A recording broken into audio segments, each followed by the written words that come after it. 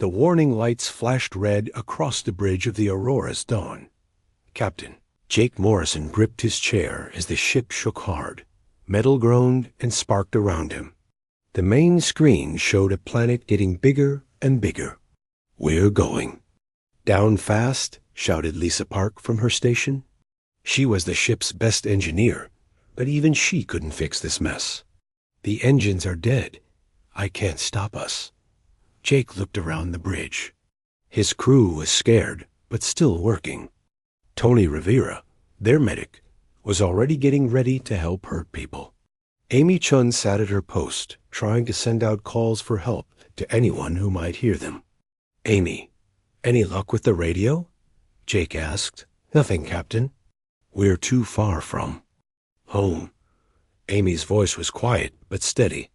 She had always been good in bad times. The ship hit the planet's air and started to burn. Jake could see fire outside the windows. The whole ship was shaking like a leaf in a storm.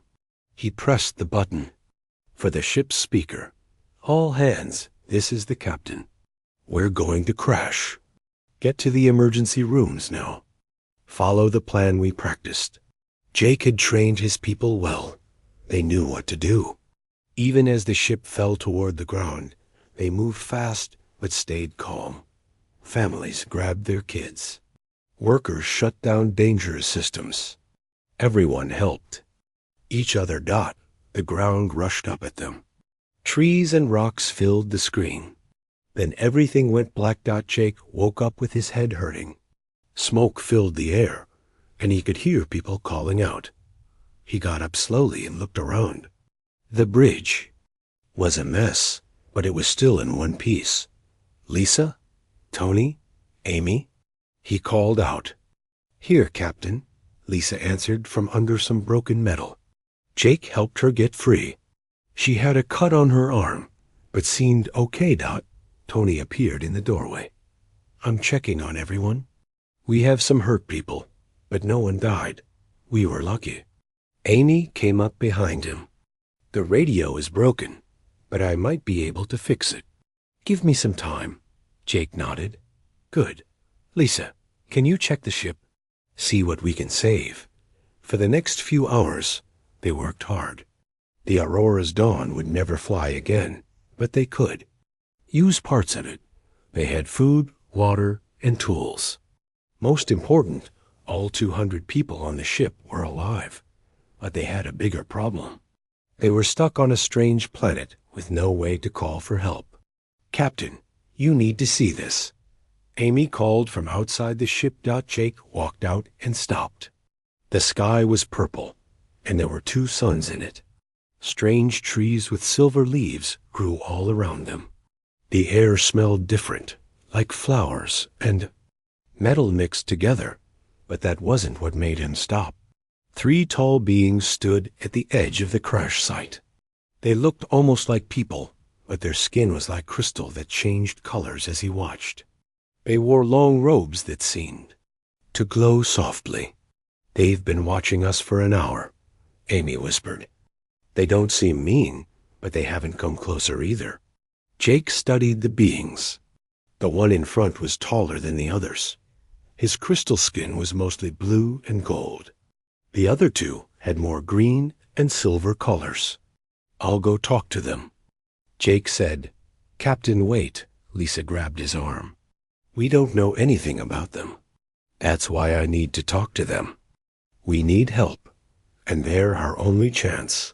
Jake walked slowly toward the beings.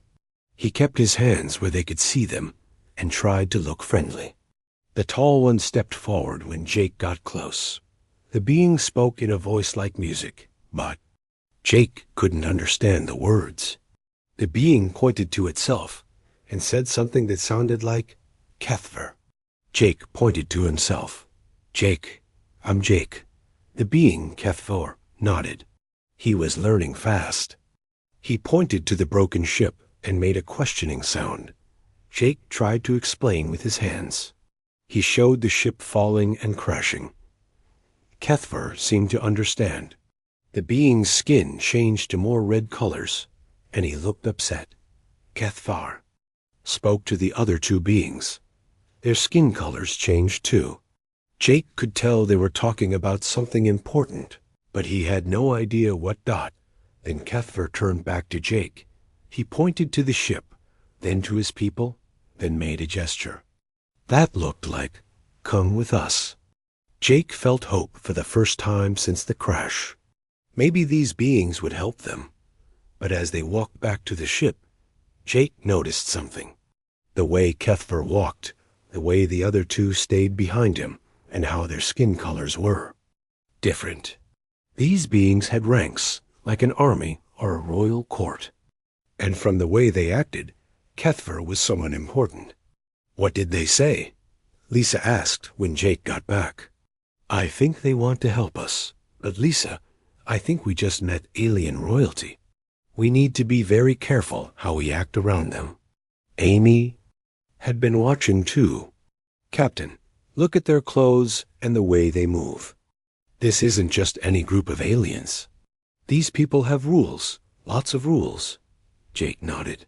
He had seen enough kings and generals to know one when he met one. Prince Kethver, if that's what he was, might help them. But help from royalty always came with a price. As the sun set, more of the crystal beings appeared. They brought strange vehicles that moved without wheels and tools, that glowed with their own light. They seemed willing to help, but Jake could see them studying his people too. The crystal beings made camp near the crashed ship. Some humans were scared, but most were just glad to have help. Tony was already trying to talk to what looked like their doctor.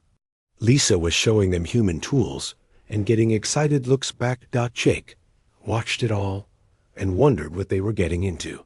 These beings were advanced, organized, and clearly had their own way of doing things. The question was, would humans fit into their world, or would their differences cause problems? As the alien sun set and strange stars came out, Jake made his first real decision as a leader on this new world. Tomorrow, he would learn more about these people and their rules. His crew's lives might depend on understanding them. But tonight, for the first time since the crash, his people would sleep safely. Whatever came next, they would face it together. The morning brought new surprises. Jake woke up to find that the crystal beings had built a whole camp around the crashed ship during the night. Their buildings looked like they were made of light and glass, but felt solid when he touched them. Prince Kethver was waiting for him with another being. This one was older and had more gold in his crystal skin. When he spoke, the sounds were different from Kethver's musical voice. "This is Scholar Vental," Amy said, appearing beside Jake. "I've been working on their language all night. I think I can understand some of it now." Jake was impressed. Amy had always been good with languages, but this was fast even for her. Scholar. Vental spoke slowly, and Amy listened hard. Then she turned to Jake. "He says they are called the Valthari. This is their planet, Velthara. The prince brought him here to talk to us. What does he want to know?" Jake asked. Amy talked with the scholar for a few minutes. The old being's skin changed colors as they spoke, going from gold to green to blue. "He wants to know about our people, where we come from, why we're here, what we can do. But Captain, there's something else. He keeps talking about something called the Sunblade. It sounds very important to them." Jake nodded. "Ask him if we can learn more about their people." 2. The conversation went on for an hour. Jake learned that the Valthari had been on this planet for thousands of years. They had cities, armies, and what sounded like a king. The colors in their skin showed their rank in society. The more gold someone had, the more important they were. It was the story of the Sunblade that really caught Jake's attention. "It's their most important thing," Amy explained after talking with Scholar Vental. "It's a weapon, but also more than that. Only their royal family can touch it. If anyone else tries, it kills them." "That sounds like a story to keep people in line," Lisa said. She had been listening while working on some broken equipment. Maybe, Amy said, but they really believe it. The scholar says it was made by their sun god, Elther. It chooses who can be king. Prince Kefver said something, and his skin turned more red. The prince is upset, Amy translated. He says we shouldn't talk about the Sunblade. It's too sacred for outsiders. Jake could see this was touchy ground. Tell him we mean no disrespect. We just want to understand his people. But the damage was done. Prince Kefver's skin stayed red, and he spoke sharply to Scholar Vental. The old being's colors went to more green and blue, like he was trying to calm the prince down. What's wrong? Jake asked. Amy looked worried. I think we have a problem. The prince thinks we're being rude by asking about their most sacred thing. In their culture, only certain people can even talk about the Sunblade. Jake sighed. This was going to be harder than he thought.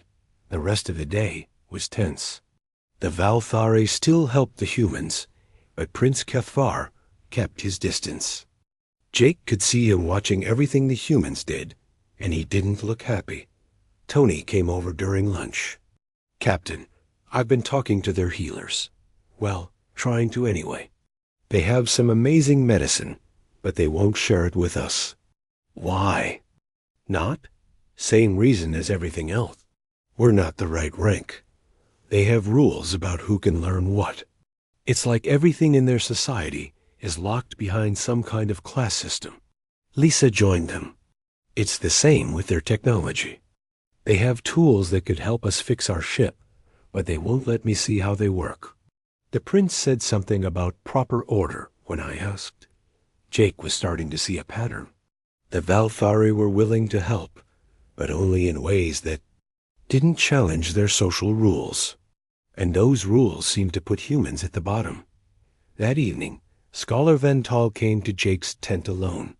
His skin was mostly blue and green now, which Amy said meant he was being friendly. He wants to tell you more about the Sunblade, Amy translated, but he says you have to promise not to tell the prince. Jake thought about it.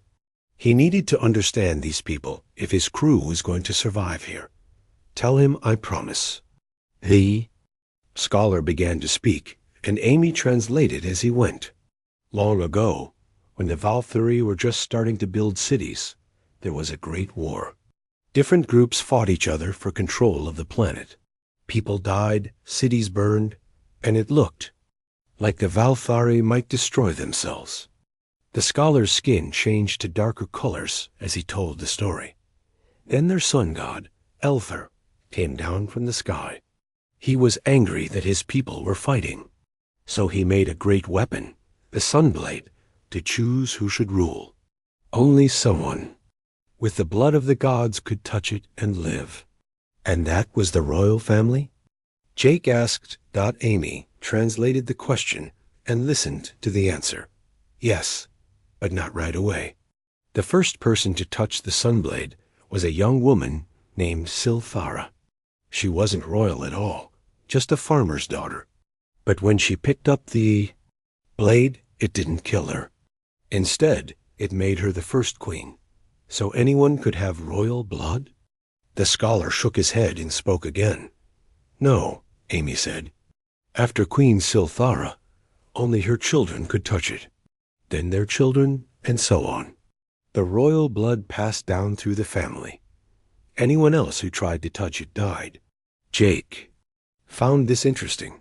Has anyone tested that recently? The scholar's skin went to deep red, and he spoke quickly. He says no one would dare. It would be death, and also the worst kind of sin. The Sunblade sits in their capital city, in a great temple. Only the king and his family ever go near it. When was the last time someone actually used it? Amy asked, and the scholar thought for a long time before answering. He's not sure. Maybe 50 years ago, when the current king was young. He used it to fight off invaders from across the sea. But the king is old now, and his oldest son was hurt in an accident last year. There are younger sons, but The scholar stopped talking and looked around like he was worried someone might hear. "But what?" Jake asked. "He won't say more. I think there's some kind of problem with the royal family that he can't talk about." After the scholar left, Jake sat with his senior crew and thought about what he'd learned. "So they have a magic sword that kills anyone who isn't royal," Lisa said, "and their whole society is built around that idea." "It's not magic," Tony said. "There has to be a scientific explanation. Maybe it reads DNA or something. Or maybe it's just a story," Amy added. "A way to keep power in one family." Jake wasn't sure what to think. But one thing was clear. The Sunblade was the key to understanding the Valthari. And if his people were going to find a place in this world, he needed to learn more about it. The next morning brought bad news. Prince Kethvar announced that the humans would be moved to a settlement far from the capital. They would be given land and supplies, but they couldn't stay near the crash site. "Why?" Jake asked through Amy. The prince's answer was cold and simple. "You are not Valthari. You do not understand our ways. It is better if you live apart." Jake realized they were being sent away, probably forever. His people would survive, but they would never really be part of this world. They would always be outsiders, kept away from anything important. That night, as they prepared to leave, Jake made a decision. Somehow, he had to learn more about the Sunblade. His gut told him it was the key to everything. If he could understand it, maybe he could understand how to help his people find a real place in this world. But first, they had to survive being sent away to the wilderness. And Jake had no idea what dangers might be waiting for them there. The settlement the Valthari gave them was far from any city. It sat in a valley between two mountains, next to a river that ran clear and cold. The land was good for farming, and there were trees for building. But Jake knew why they had been put here. They were out of the way. For 3 months, the humans worked hard to build their new home. They made houses, planted crops, and tried to learn how to live on this strange world. Some of them, like Ben Clark, were angry about being sent away. "We should demand better treatment," Ben said one evening. He was a good engineer, but he had a quick temper. "We have technology they need. Why should we hide out here like criminals?" "Because we're guests on their world," Jake replied. "And guests who make trouble don't last long." Kate Walsh, who had been a diplomat before joining the colony ship, agreed with Jake. "We need to be patient, build trust slowly, show them we can follow their rules." But following Valthari rules was harder than it looked. They had customs for everything: how to greet someone, what colors to wear, who could speak first in a conversation. Amy had learned their language well, but she was still making mistakes that upset Valthari visitors. The humans weren't the only ones having problems. News came from the capital that raiders were attacking Valthari settlements. These weren't local criminals, but organized forces with advanced weapons and fast ships. "The raids are getting worse," Scholar Vental told them during one of his visits. His skin was darker than usual, showing worry. "They hit 3 towns last week, took supplies, weapons, and people." "Who are they?" Jake asked. "Outsiders like you, but different. They come from across the void between stars. Their leader calls himself Commander Vikstol. He demands tribute from every world he visits." Amy translated carefully. "Tribute means payment, Captain. They want the Valthari to give them valuable things, or they'll keep attacking. What does your king plan to do?" The scholar's skin went to deep red. "King Elthan is wise, but he is old. His body cannot handle the Sunblade like it once did. And Prince Valder, his oldest son, was badly hurt fighting the raiders last month. He may never walk again." Jake felt sorry for the royal family, but he also saw an opportunity. "Maybe we could help. My people have military training and experience."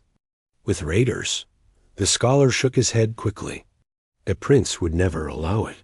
He says humans cannot be trusted with important matters. But Jake had planted a seed. That night, someone came to the human settlement in secret. It was a young Valthari woman with silver and blue skin. She wore a hood to hide her face, but Jake could tell she was important from the way she moved. "I am Lady Xanthara," she said in careful human words. "I need to speak with you." Amy was amazed. "You've learned our language." "I study many things my people think are not proper for someone of my rank," Lady Xanthara said, "including old books and foreign languages." Jake invited her into his house, making sure no one else saw her. If she was sneaking around, she probably had good reasons. "I know about your offer to help fight the raiders," she said. "I think we need your help, but Prince Kethfer refuses to consider it." "Why are you telling me this?" Lady Xanthara looked around nervously. "Because I've been studying our history, and I think we've been wrong about some things. Important things." She pulled out a small book with pages that seemed to glow in the lamplight. "This is a copy of our oldest records, from when the Sunblade was first made. I can read the ancient language, and I think we've been translating some words wrong." Jake leaned forward. This was what he had been waiting for. "The word we translate as royal blood might not mean blood from royal families. In the old language, it could also mean pure purpose or clean intent. The meaning changed over time. So anyone with the right intentions could touch the Sunblade? Maybe. I'm not sure, but I think it's possible. The problem is, no one has tested it for hundreds of years. Anyone who tries and fails dies immediately." Jake thought about this. If Lady Xanthara was right, everything the Valthari believed about their society might be wrong. "There's something else," she continued. "Yesterday, one of your people accidentally touched a ceremonial blade in the temple." Jake's heart stopped. "What? Who?" "The one you call Dan Foster. He was helping repair some equipment near the altar. He touched a small blade that's supposed to be connected to the Sunblade's power. According to our beliefs, he should have died, but he didn't. He said it felt warm and tingly, like touching metal in the sun. That's all." Jake knew Dan Foster well. He was a mechanic who worked on the ship's engines. A good man, but nothing special by Valthari standards. If he could touch a sacred blade and live ... Did anyone else see this? I was the only one there, and I made Dan promise not to tell anyone. If Prince Kethvar found out, he would probably have Dan killed for violating the temple. Lady Xanthara stayed for another hour, sharing more of her research. She showed Jake pictures of the Sunblade from the old books. It was beautiful, with a golden blade that seemed to hold sunlight inside it. But it was also clearly a tool, not just a symbol. "My people have forgotten that the Sunblade was made to be used," she said. "We treat it like a decoration in a museum. But if the raiders keep attacking, we might need to remember its real purpose." After she left, Jake couldn't sleep. He kept thinking about what she had told him. If the Sunblade really responded to pure purpose instead of royal blood, it might be the key to everything. The next morning brought terrible news. The raiders had attacked the capital itself. They hadn't taken the city, but they had made their point. Commander Vextol sent a message to King Elfin: "Surrender the Sunblade, or watch his people suffer." Prince Kethvar arrived at the human settlement that afternoon with a large group of soldiers. His skin was almost completely red with anger. "You will pack your things and leave this world," he announced through Amy's translation. "We cannot protect outsiders when our own people are in danger. Where are we supposed to go?" Jake asked. "Our ship is broken. That is not our problem. You have 3 days. Ben Clark stepped forward, his face angry. "You can't just throw us out. We've done nothing wrong." "You exist," Prince Kethvar replied coldly. "That is enough. Your presence here brings disorder. First the raiders came to our space, then you crashed here. We want no more chaos. Jake could see this was pointless. The prince had made up his mind. But he also knew his people had nowhere else to go. They needed time to think, to plan, maybe, to find another way. That night, Lady Xanthara came back, but this time she wasn't alone. She brought a small group of younger Valthari nobles who had been listening to her ideas about the old translations. The prince is making a mistake, she said. He's so worried about tradition that he can't see solutions. If the Sunblade really can choose worthy leaders based on their character instead of their birth, we might be able to save our people. But how can we test it without someone dying? Asked one of the young nobles. Lady Xanthara looked at Jake. Maybe we can't test the Sunblade itself, but there are other sacred weapons in the temple. Smaller ones. If your people can touch those without dying, it might prove the old translations are wrong. Jake realized what she was suggesting. She wanted to use his people as test subjects. It was dangerous, but it might be their only chance to prove they belonged in this world. If I agree to this, and we're right, what happens then? Then we change everything, Lady Xanthara said.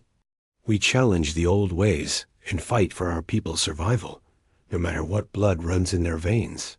Jake looked around at his crew. They were scared but determined. They had already lost their home world. Now they might lose their new one too, unless they could prove that worth came from actions, not bloodlines. When do we start? He asked. The young Valthari nobles smiled, and their skin shifted to brighter colors. For the first time since the crash, Jake felt like they might have a real chance to find their place in this world. But first, they had to survive what was coming next. And Jake had a feeling that Commander Vextall wasn't going to wait much longer to make his move. The next 2 days passed slowly. Jake's people packed their things, but he spent most of his time thinking about Lady Xanthara's plan. She wanted to test whether humans could touch the sacred weapons, but the risk was huge. If they were wrong, good people would die. On the second night, Tony Rivera came to Jake's tent with shocking news. Captain, you need to know something. I've been taking care of Prince Valder, the king's oldest son. The fever from his injuries made him talk about things he probably shouldn't have. Jake looked up from the maps he was studying. What kind of things? Tony sat down and lowered his voice. He told me he's never actually touched the Sunblade. None of the royal family has in the past 20 years. They use special gloves during ceremonies, or they just pretend to touch it. Jake felt his heart race. Are you sure? He was very sick, Captain. People don't lie when they're that close to dying. He said his father, the king, is too afraid that the blade might reject him now that he's old. And Prince Valder was scared he might not be worthy because he lost so many battles. This changed everything. If the royal family was afraid to touch their own sacred weapon, it meant they weren't sure about their divine right to rule either. Did he say anything else? He asked me to keep it secret. He said if people knew the truth, it would destroy their whole society. But, Captain, I think it might save it instead. That night, Jake met with Lady Xanthara and her group in secret. When he told them what Tony had learned, their skin colors changed rapidly, showing shock and excitement. This proves my research is right, Lady Xanthara said. The royal family has been living a lie for decades. They're just as scared of the Sunblade as everyone else. But how do we prove the truth without getting people killed? Asked one of the young nobles. Before anyone could answer, warning horns began blowing across the valley. Lady Xanthia's skin went pale. That's the signal for a major attack. Commander, Vixtau must be making his move. They rushed outside and saw fires burning in the distance. The raiders weren't just hitting small towns anymore. They were attacking everywhere at once, trying to force the Valthari to surrender. A messenger arrived on a flying vehicle, speaking rapidly to Lady Xanthara. Her skin turned dark red as she listened. Commander Vextall has surrounded the capital. She translated for Jake. He's giving the king one last chance. Surrender the Sunblade by sunrise, or he'll destroy the city. Jake made a quick decision. We're going to the capital. Captain, Prince Kethfer ordered us to leave, Amy reminded him. And we will, if we have to. But right now, people are dying. We can help. Lady Xanthara looked grateful. I can get you into the city through secret passages. But once we're there, you'll be in great danger. Prince Kethfer might have you arrested, or worse. Then we better make sure we're too useful to arrest. They gathered weapons and equipment quickly. Lisa brought her best tools and some explosive devices she had made from ship parts. Tony packed his medical supplies. Amy brought translation equipment. Ben Clark and Kate Walsh insisted on coming too, along with Dan Foster and several other volunteers. The flight to the capital was terrifying. Commander Vextall's ships filled the sky like angry metal birds. They had weapons that could destroy, buildings with single shots, and shields that protected them from Valthari defenses. Lady Xanthara led them through tunnels under the city. The passages were old and narrow, built for emergencies exactly like this one. When they emerged near the royal palace, Jake could see the full scope of the attack. Raider ships hovered over the city, their weapons pointed at important buildings. In the streets, Valthari soldiers tried to help civilians get to safety, but everyone knew they were outgunned. The king is in the throne room, Lady Xanthara said. He's meeting with his advisors to decide what to do. They made their way through the palace, avoiding guards who might ask uncomfortable questions. The throne room was full of angry Valthari nobles, all talking at once. Their skin showed every color from deep red anger to blue-green fear. King Elthon sat on his crystal throne, looking older than his years. Prince Kethfer stood beside him, his skin dark with rage. When he saw Jake and the other humans, he exploded. What are they doing here? I ordered them to leave. They came to help, Lady Xanthara said bravely. We need all the allies we can get. We need no help from outsiders, Prince Kethfer snapped. This is our world, our problem. And how's that working out? Ben Clark asked through Amy's translation. His temper had gotten the better of him again. The prince started toward Ben, but King Elfin raised his hand for silence. Enough, the old king said in a tired voice. Prince Kethfer, our enemies are outside the walls, not inside this room. If these humans wish to help, we should at least hear what they have to say. Jake stepped forward. Your Majesty, we have experience fighting raiders like these. They use fear and overwhelming force to make people surrender without a fight. But they usually have weaknesses. What kind of weaknesses? Asked an older advisor. Lisa spoke up. Their ships are powerful, but they need a lot of energy. If we could cut their power supply or overload their systems, they might retreat. And how would we do that? Prince Kethfer asked sarcastically.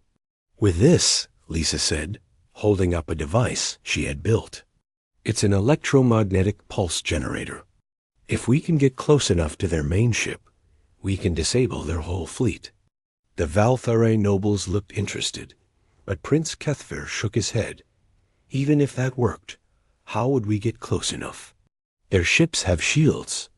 Jake had been thinking about this. We don't need to get through their shields. We need them to lower the shields for us. And why would they do that? Because we're going to give them what they want, Jake said. We're going to offer them the Sunblade. The throne room erupted in angry voices. Every noble was shouting at once. Prince Kethfer looked ready to attack Jake with his bare hands. You dare suggest we surrender our most sacred treasure? The prince yelled. I suggest we use it, Jake replied calmly. Isn't that what it was made for? To protect your people? King Elfin studied Jake carefully. You speak of using the Sunblade, but only one of royal blood can touch it and live. And I am too old to wield it in battle. This was the moment Jake had been preparing for. Your Majesty, what if I told you that the Sunblade doesn't actually require royal blood? What if it responds to something else entirely? The room went completely silent. Prince Kethfer's skin went so red it looked almost black. That is impossible, he whispered. Blasphemy. Is it? Lady Xanthara stepped forward with her ancient books. I've been studying our oldest records. The original word we translate as royal blood could also mean pure purpose or worthy intent. Lies, Prince Kethfer said, but his voice lacked conviction. King Elfin looked at the books, then at Lady Xanthara, then at Jake. Even if this were true, how could we test it without risking death? Tony stepped forward. Your Majesty, Prince Valder told me something when he was sick with fever. He said the royal family hasn't actually touched the Sunblade in 20 years. You've been using gloves or avoiding it entirely. Prince Kethfar's skin went pale. The secret was out. King Elfin closed his eyes for a long moment. When he opened them, he looked very tired, but also somehow relieved.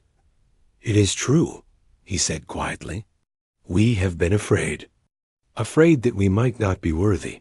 Afraid that the blade might reject us. We have ruled through fear of a weapon we dare not touch. Then let someone else try, Jake said. Someone with nothing to lose and everything to fight for. Outside, the sound of explosions was getting closer. Commander Vextol was running out of patience. King Elfin stood up slowly. If you are wrong, Captain Morrison, you will die.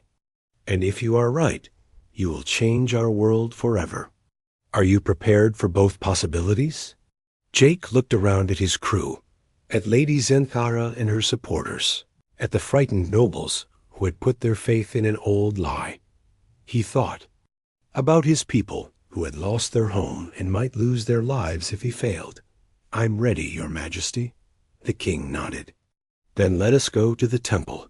It is time to learn the truth about the Sunblade. As they left the throne room, Jake could hear the raider ships getting closer. They were running out of time. In a few hours, the sun would rise, and Commander Vextel would either have his prize or begin destroying the city. Everything depended on what happened next in the temple. The temple was the most beautiful building Jake had ever seen. Made from crystal that caught and held light, it seemed to glow from within. Ancient carvings covered every wall, telling the story of the Valfari people and their sun god, Alther. The center of the main room stood an altar made of pure gold, and floating above it, held by beams of light that seemed to come from nowhere, was the Sunblade. Jake had expected it to be impressive, but seeing it took his breath away. The blade was made of metal that looked like captured sunlight. It pulsed with warm, golden energy that made the air around it shimmer. The handle was wrapped in cloth that sparkled with tiny gems. It's beautiful, Amy whispered. King Elfin, Prince Kethfer, and dozens of nobles had come to witness what might be Jake's death. Lady Xanthara stood near the altar, her ancient books in her hands. The blade keepers, priests who guarded the weapon, watched nervously from the sides. Captain Morrison, the king said formally, do you understand what you are attempting? If the Sunblade rejects you, you will die instantly. Your body will be burned to ash by divine fire. I understand. Your Majesty.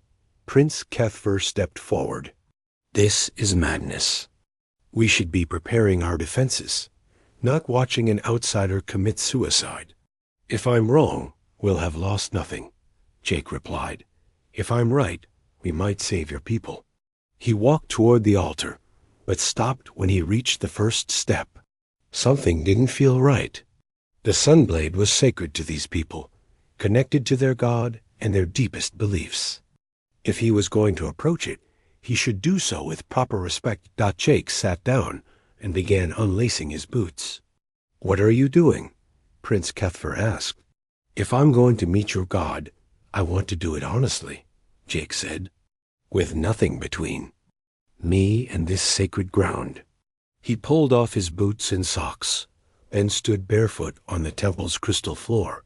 It felt warm under his feet, and he could sense energy flowing through it like a gentle current. The watching Valthari murmured among themselves. Even Prince Kethfer's angry expression softened slightly. In their culture, removing shoes in a sacred place was a sign of deep respect. Jake walked up the steps slowly. Each one felt warmer than the last. By the time he reached the altar, the crystal was almost hot under his bare feet, but not uncomfortably so. The sunblade hung in the air just above his head, pulsing with golden light. Jake could feel its power like heat from a fire. His heart was beating fast, but he wasn't afraid. Somehow, he felt like this was right. "If you're listening, Elther," he said quietly, "I'm not asking for power or glory. I just want to help. These people survive. They deserve better than fear and death." Jake reached up with both hands and grasped the sunblade's handle. The moment his skin touched the weapon, the temple filled with blazing light. Jake felt energy rush through his body. Like lightning, but instead of pain, it brought strength and clarity.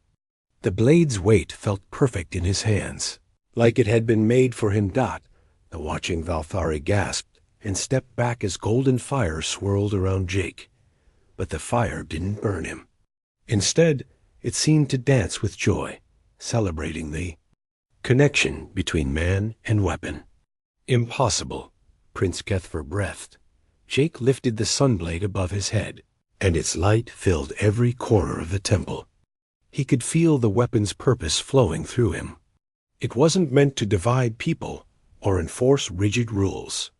It was meant to protect the innocent and inspire courage in those who fought for what was right. "Lady Zenthara was right," he said, his voice carrying clearly through the temple. "The sunblade doesn't care about bloodlines. It cares about hearts." King Elfin stepped forward, tears running down his crystal cheeks. The prophecy spoke of a time when the blade would choose a new champion, one who would unite all people under the sun. "I thought it meant another Valthari would be chosen. I never imagined." "It doesn't matter what world someone comes from," Jake said. "What matters is what they're willing to fight for." Outside, the sound of raider ships grew louder. Dawn was coming, and Commander Vextal would soon make good on his threat. "We need to move," Lisa said. "My pulse device won't work unless we can get close to their main ship." Jake nodded and started toward the temple door, still carrying the sunblade. But Prince Kethfer blocked his path. "Wait," the prince said. His skin had changed from angry red to thoughtful blue. "If you truly can wield the blade, then you are our rightful war leader. But I know these enemies better than you do. Let me help." Jake smiled. "I was hoping you'd say that. I need someone who knows Valthari tactics. And I need someone who isn't afraid to break old rules." The prince replied. They spent the next hour planning their attack. Lisa's electromagnetic pulse device needed to be placed very close to the raiders' main ship. The only way to do that was to make Commander Vex Toll think they were surrendering. "I'll fly out alone," Jake said. "Tell him I'm bringing the sunblade. As tribute, when he lowers his shields to take it, Lisa can activate the pulse."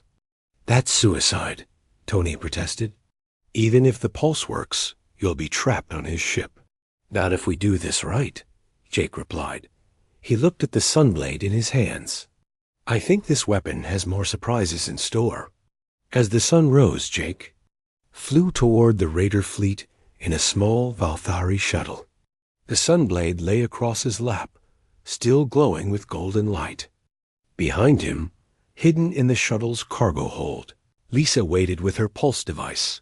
Commander Vextol's voice came over the radio, speaking in accented Valthari. Amy translated through Jake's earpiece. He says he's surprised they're surrendering so easily. He wants to see the Sunblade with his own eyes before he accepts it.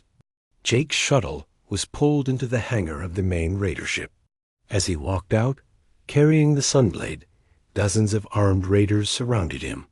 They were a mix of different alien species, all wearing the same black armor. Commander Vextol was a tall, thin being with gray skin and 4 arms. His eyes glowed red as he stared at the Sunblade.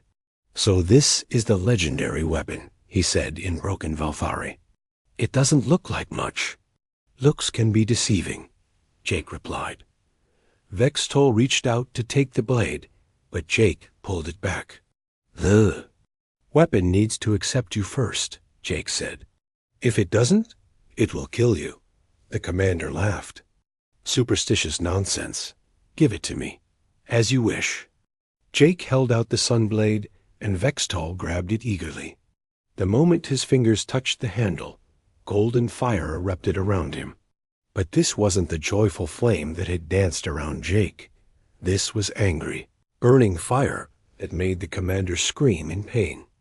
"I lied," Jake said, taking the blade back as Vextol fell to his knees.